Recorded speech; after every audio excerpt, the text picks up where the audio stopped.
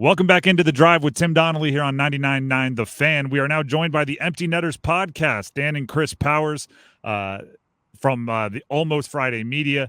We were just talking off air. These are hockey guys. I'm looking forward to the conversation. Fellas, thank you for taking the time. I'm going to start with this. We're going to get to some blind rankings because I know that's kind of your thing, and Dennis is going to set those up. But first, what has you so hot and bothered for the Rangers? I mean, when you guys follow along, we're looking at round two. It obviously has you kind of in the mood. I will take the brunt of this because it's been mostly me driving that car. I will say I went to high school with Chris Kreider, so I've got a connection there because that's my boy. And we just for good or bad, we have a lot of Rangers fans in our circles. Some of our best friends here in LA where we live are massive Rangers fans. And I've always got a soft spot for my friends who have not seen a championship hunting one down. But I'll tell you what, I just think that they are different this year. I think this Rangers team has had that fraud label for the last several years. And the way that they've battled through this whole season and then get to round one, could have easily let a couple games slip. And then they complete the sweep, whether it was pretty or ugly. They did it. And I do think that they've got a level of grit this year that they haven't had in the past. So I'm excited to see what they've got in store for the Canes. But that's not to say I think it's going to be an easy series.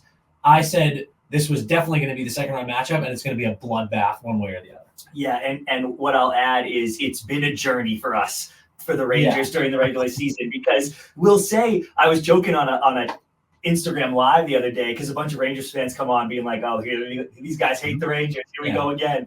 And I said to the kid, I was like, man, all that happened was the Rangers went on a 10-game slide, and we said they were bad during that slide. And then you guys lost your minds. And the kid was like, actually, we do that.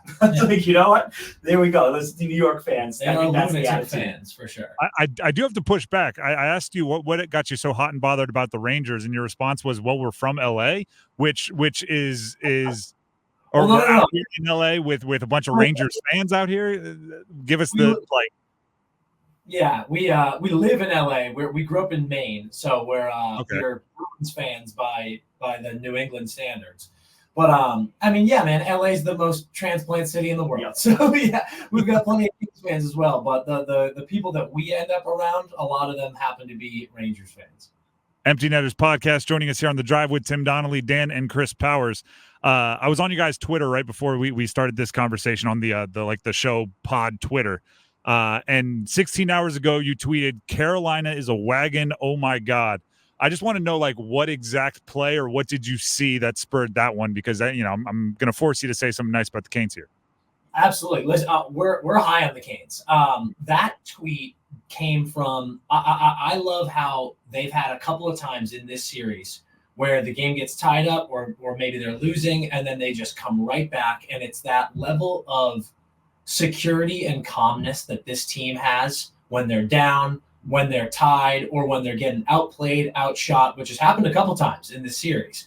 And it feels like they have that mentality where they know they're going to be fine.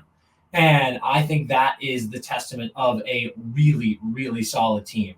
So watching that game in a closeout game, you just saw Bruins and Maple Leafs have that situation, and the Bruins couldn't get it done.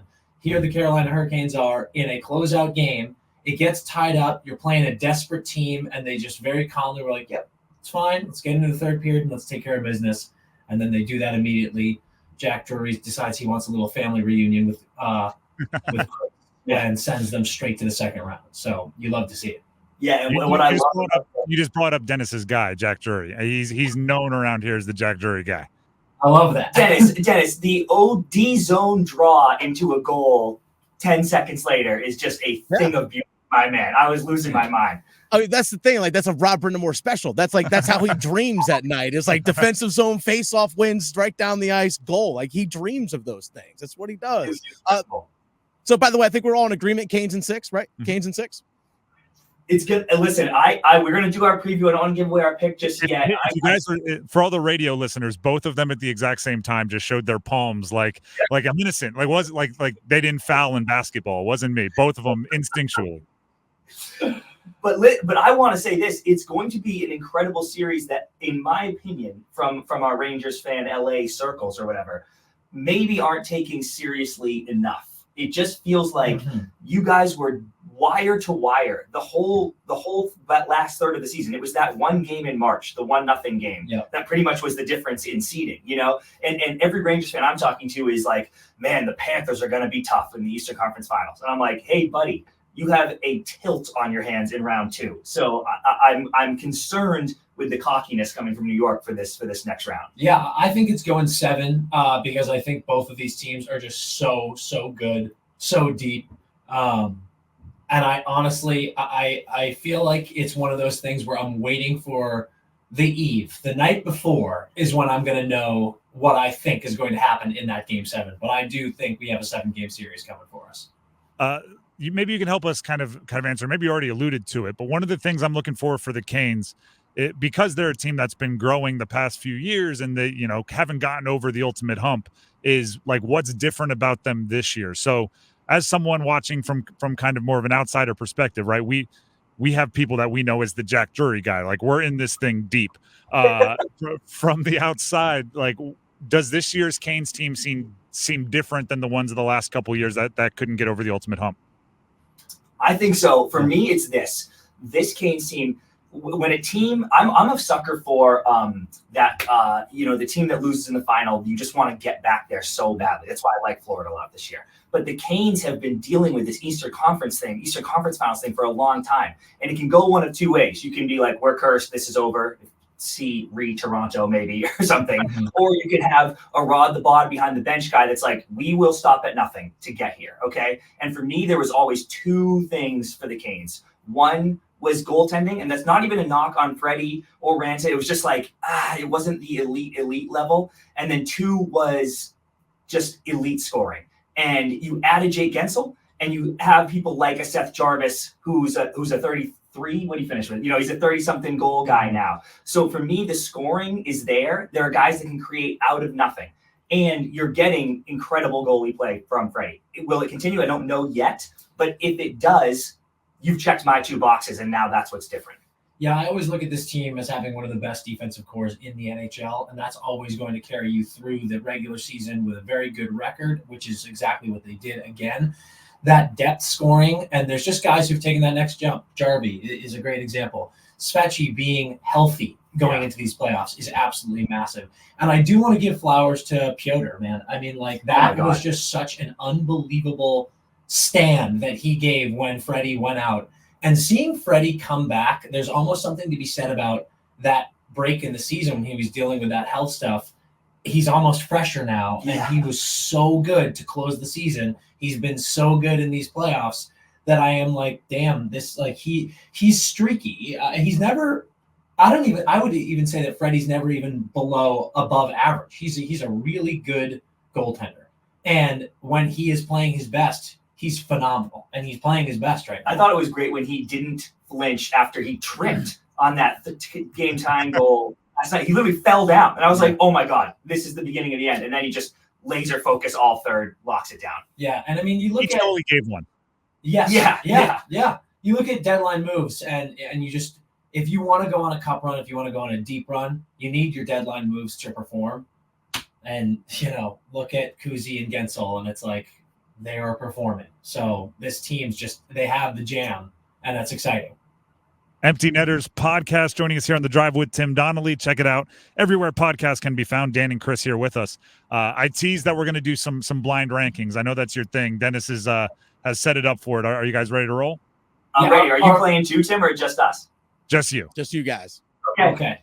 I'm leaving this one to the experts. I'm gonna enjoy it. All right, so again, we're going to bring an element of the Empty Netters podcast here on the show. So you guys do blind rankings. We're going to blind rank current Carolina Hurricanes players 1 through 5. This is not going to be easy. It's going to be a fun one. So we're going to start it off right off the bat. Jacob Slavin, defenseman. Where's he at? 1 through 5. Jacob Slavin. I knew it was going to get you guys from the get-go. See, now, Jenna, the problem is we don't know your vibe yet, because sometimes it's all the heavy hitters. So I'm okay, now I'm playing fair, but now if it's going to be some bottom 6 guys, then I want Slavin really high. So this is a tough one to start, Dan. I'm a defenseman guy. I refuse to go below 3. He's unbelievable. But there are 3 guys better though. Are there? I think maybe. I don't know. You hate a 3. You hate going 3 first. I hate going 3 first. It's always a disaster, but I think we have to. What if we went 4 though? And I think that would be getting us into trouble. Okay, I'll do 3. We're gonna go 3. We'll go 3. All right. So it's Jacob Slavin, blind rank number 3. Next one, Andrei Svechnikov. I want to go 2. I feel like you're getting a little vibe of Dennis now. You're feeling it out. Yeah, I want to go 2 now. But Tim's right. Actually, Dennis is now scaring me. That I'm like, okay, we made a mistake. We go Svechy 4 and try to save face. I just feel like you might be getting greedy. I think you're overrating some guys. He's the Michigan King, dude. So I think I'm fine to go Svechy 2 here, but I'm just not sure that's correct. You might be underrating Slavin. I think Slavin is a top D-man in the league. Oh, man. We screwed up already? Maybe. I want to go 4. Okay, I appreciate the Slavin sentiment. He's wildly underrated. He's wildly underrated. When you talk about shutdown defensemen who can also provide offensively, I dare you to name 3. He had an assist, right? Got his first assist. Yeah, he did. We're gonna need him to get going. God, 4. Let's go 4. 4. We'll go 4. All right. So you have Slavin 3. You have Svech 4. Next one, Brent Burns. Oh no. I knew I was gonna. This is gonna be a tough one. We're in trouble Because I think we have to go 5. I do too. And then now we're And it's an age thing. At our mercy. Now you're just flapping in the breeze. I'm being an ageist, but we're putting in 5. because it's just I hate taking the floor away, but you're right. He had an apple too, right? Didn't he? Yeah, I think he should get going. He's on the board. Okay. He's on the board. Yep. Yep. Okay, We're gonna go God, Burnsy this 5. is not good. No, 5. I feel good. Okay. All right. So you have Slavin 3, Svech 4, Burns 5, Aho, Sebastian Aho. Oh, okay. We're golden right now. Yeah, so now it's a gamble. Do you want to go? Well, the question is, do we leave the 1 slot for our boy? That's what I was thinking. That's what I was thinking. And I think since they know us, maybe he's coming. Yes, but I can live with him. I can live with being honorable and putting Aho 1 and Where he maybe belongs. Yes, I think we have to do that. Ah, but what about our boy? I love our boy, but 2 is good. Okay, fine. Aho. We're gonna go Aho 1.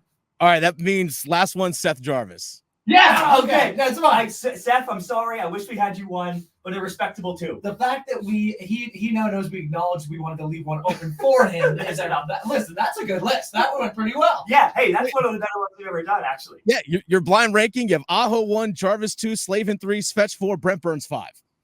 Off a blind ranking. That's pretty darn good. That's pretty darn good. Yeah. Dennis, send this to us. Well, I will send this to you guys. Absolutely. That worked out well, and to watch like the method behind the madness it worked out well. Yeah, I mean, like it gets the fears you were talking about, we knew weren't coming, and I was like, all right, let's see if they get trapped here. We pulled it off somehow. Yeah, truly. Once again, these guys from the Empty Netters podcast, they do blind rankings all over the place. So if you enjoyed that, check them out. Almost Friday Media. Dan and Chris, thank you guys a bunch for joining us. Absolutely, guys. This was a blast. Go Canes in 6. Go Canes in 6. I love it.